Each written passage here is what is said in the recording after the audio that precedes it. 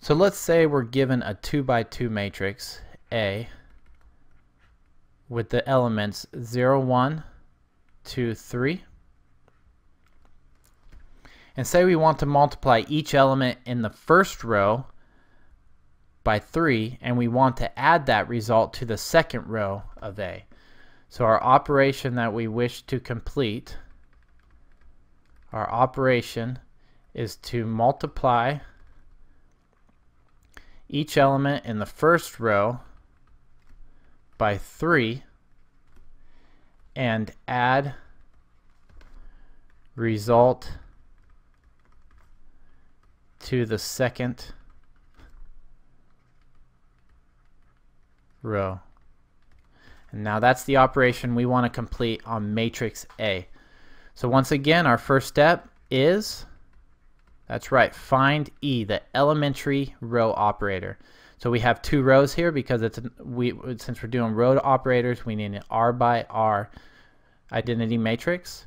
So it's going to be a 2 by 2 identity matrix, 1 in the diagonals, 0 elsewhere. So that's I. Now to determine our elementary row operator, we need to complete the operation on this identity matrix. So we need to multiply the first row by 3. So that would be 3 times 1 and 3 times 0. So just in our head, we know that we need to add 3 to the second row and 0 to the second row. So our elementary row operator is going to be 1, 0, 3, 1. So now we've completed that operation on the identity matrix, and now we have our elementary row operator. So now our second step is to pre-multiply A by E. So we got E as 1, 0, 3, 1, and we have A as 0, 1, 2, 3.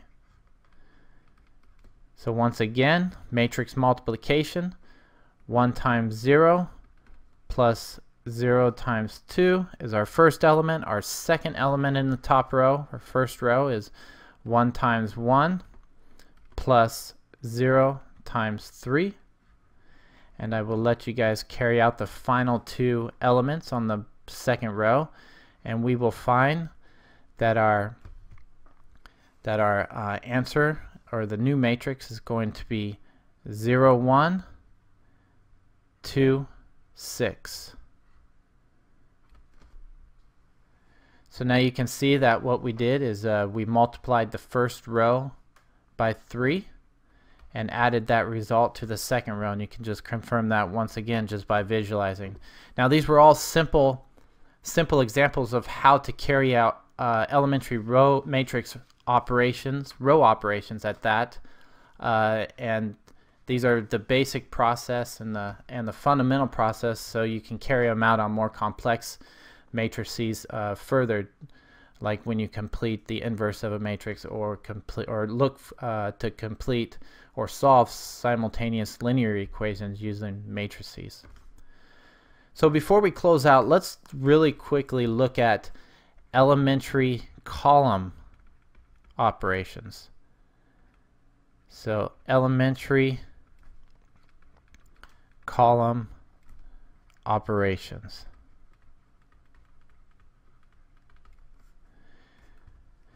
Now to perform an elementary column operation on a certain matrix A, which is still an R by C matrix, the following steps are completed. Number 1 is the same. We need to find E. Now E in this case is known as the elementary column operator, whereas before when we were doing elementary row operators, E was known as the elementary row operator. Now here's the difference when we're dealing with elementary column operations, is that we're finding E by applying the desired operation to a C by C identity matrix. So now we're dealing with columns, so our identity matrix is going to be a C by C identity matrix as opposed to an R by R in row operation. So we need to apply operation to C by C identity matrix. So once we find E, we need to carry out the elementary column operation by post-multiplying A by E. So whereas in row operations we were pre-multiplying A by E, now we are post-multiplying. So we need to post-multiply A by E. Post-multiply and C by C are differentiators in column operations versus elementary row operations. Now carrying out the actual procedures are identical in the fact that we still do matrix multiplication. It's just a little bit different of how we arrive at getting that final answer. So let's run through a quick example here. Let's just say that we have a 3 by 2 matrix and are asked to interchange the first and second column. So let's say we have a matrix A 0, 1, 2, 3, 4, 5. So our operation that we want to carry out is we want to interchange